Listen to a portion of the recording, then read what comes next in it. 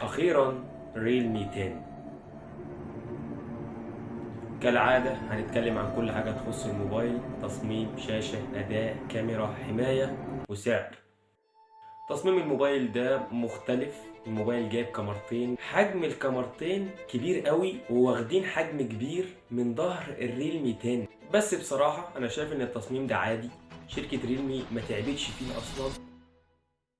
التصميم الأمامي برضه ما حصلش فيه أي حاجة جديدة،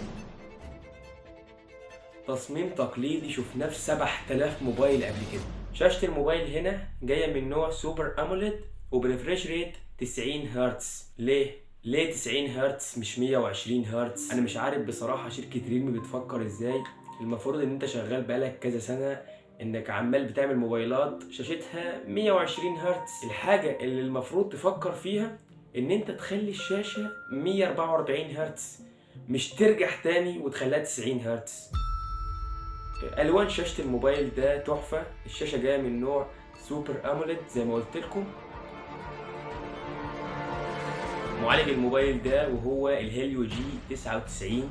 اداء الموبايل في الالعاب حلو، هتقدر تلعب لعبه ببجي على الموبايل ده باعدادات كويسه جدا.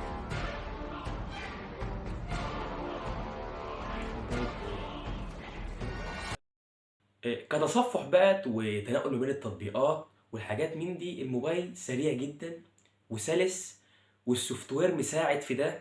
سوفت وير شركة ريلمي بصراحة مفيش أسلس من كده، زي طبعا المعالج الكويس والشاشة 90 هرتز. فأنت هتلاقي الموبايل سريع جدا معاك ومش هيعلق. نيجي بقى لنقطة الكاميرات. أنا بصراحة ما جربتش الموبايل فمش هقدر أقول لك رأيي في كاميرات الموبايل. بطارية الريلمي 10 5000 ملي أمبير مع شاحن سريع 33 واط. كنت أتمنى إن الشحن السريع يكون 67 واط مش 33، لأن بطارية حجمها كبير بالشكل ده هتاخد وقت طويل جدا في الشحن. نيجي بقى كده لآخر حاجة وهي السعر. سعر الموبايل ده لأعلى نسخة 8500 جنيه.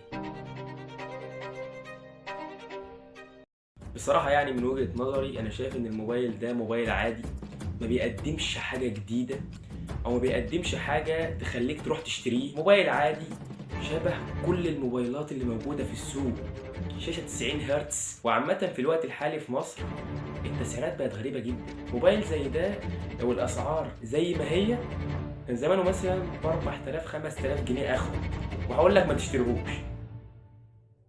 ده رأيي في الموبايل.